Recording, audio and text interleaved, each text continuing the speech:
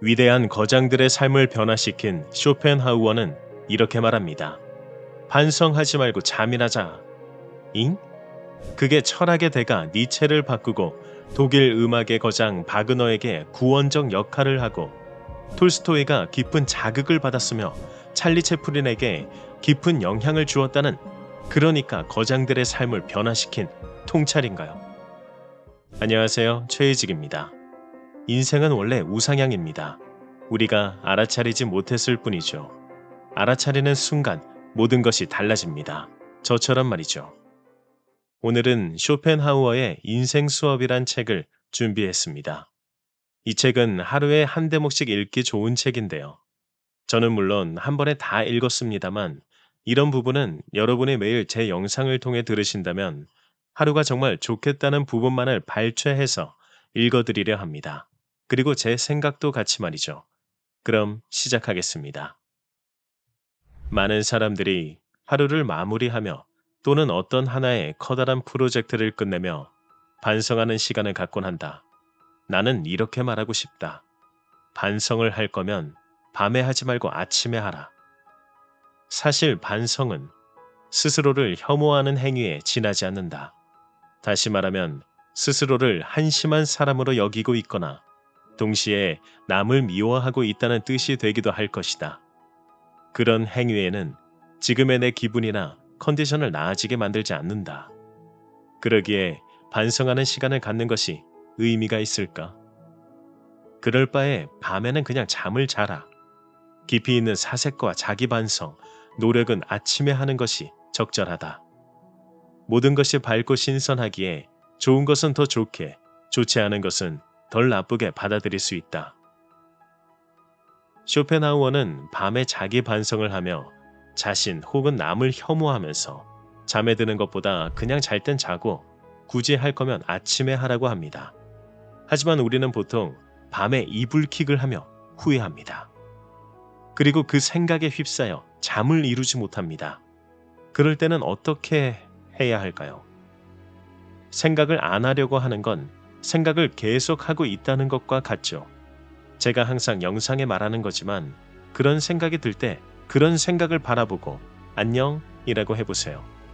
오늘 밤 잠 편안히 주무실 겁니다.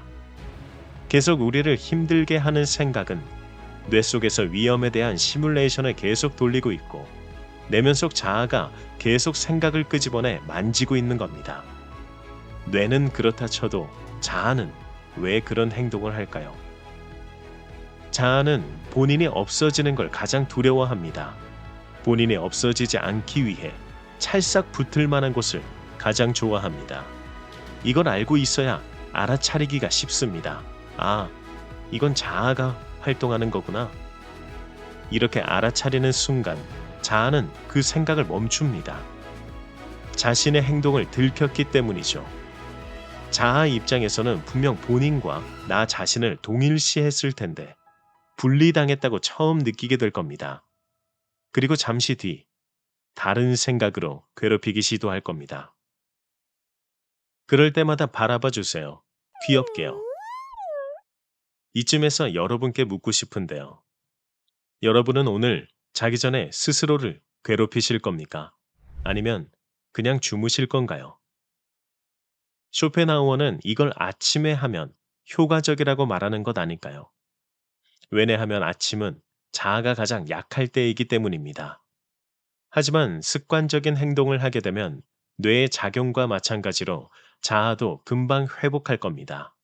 아침에 항상 하던 습관인 핸드폰부터 보는 대신 숨을 깊게 들이마시는 다른 행동을 딱 한 번 해보세요. 다른 선택은 다른 가능성을 만들어줍니다. A라는 사람은 퇴근 후엔 언제나 누워서 핸드폰을 보다가 잠이 들었죠. 어느 날 친구가 공연을 보러 가자고 합니다. 여기가 바로 포인트입니다. A의 선택에 따라 A 인생의 가능성이 생기는 거죠.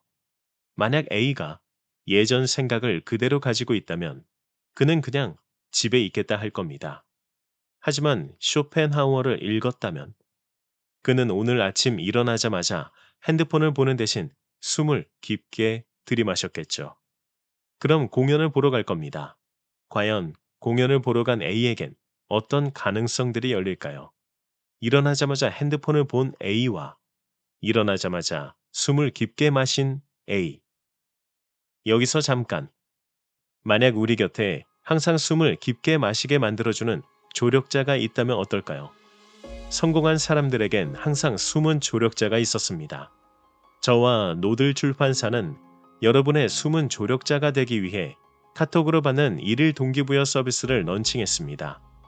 데일리 모티브 채널만 추가하시면 7월 15일까지 무료로 매일 아침 8시에 숨은 조력자의 메시지를 받아볼 수 있습니다.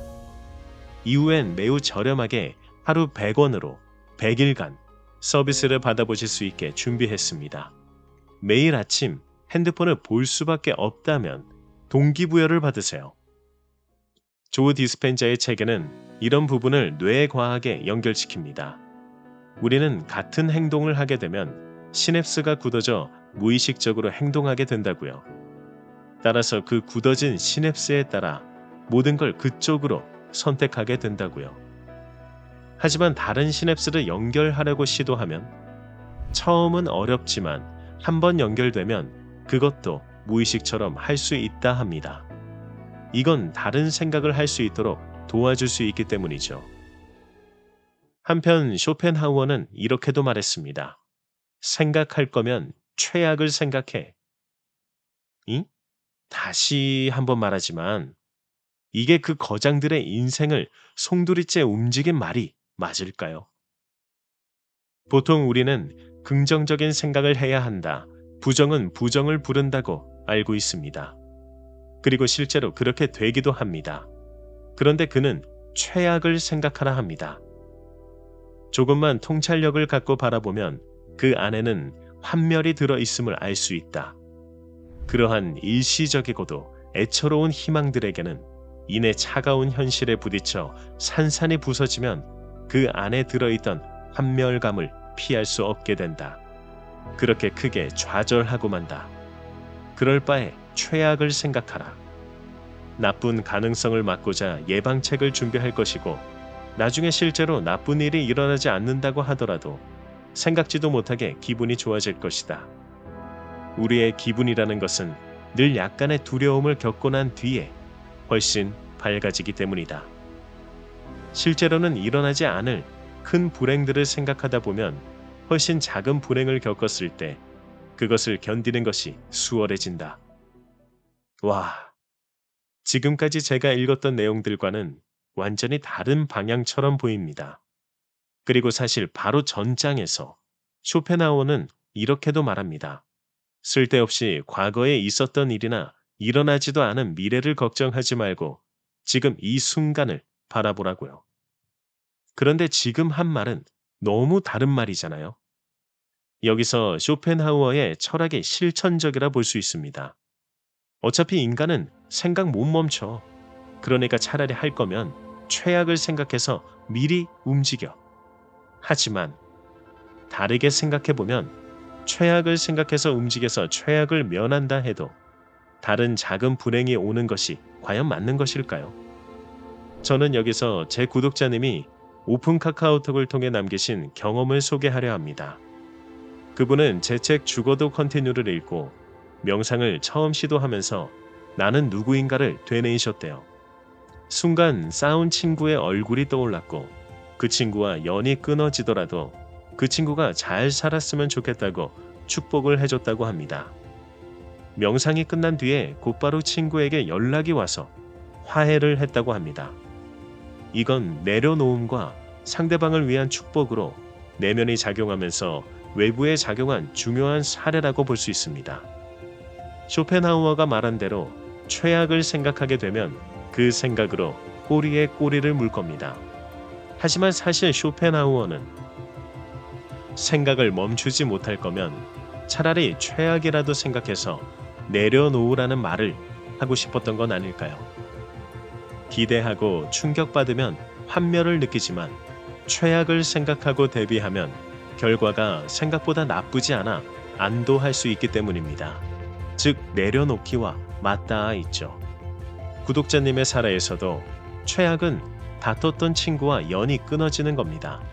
하지만 그는 그 상황에 축복을 얹었고 결과는 화해가 일어났습니다.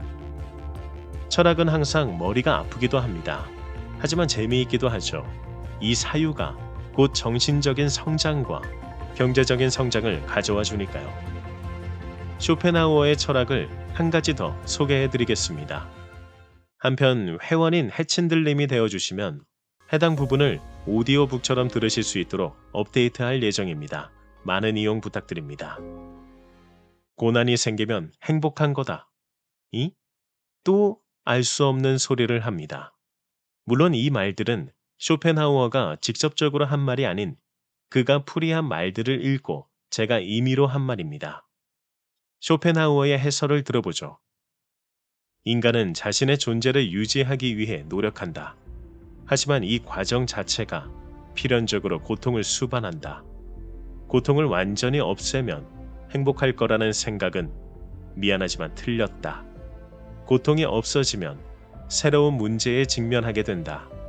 그것은 반드시 권태가 찾아온다. 궁핍, 고난, 고통, 좌절과 같은 것들도 우리의 삶에서 적당한 압력의 임무를 수행한다. 그러한 것들이 없으면 행복하기는커녕 우리는 우리로 살아갈 수 없을 것이다. 제가 쓴 고난이 생기면 행복한 거다 라는 표현이 공감 가실까요? 우리 세상은 모든 게 짝으로 이루어져 있습니다. 극과 극에 있는 그것들이 서로의 존재를 확인해주고 있는 거죠.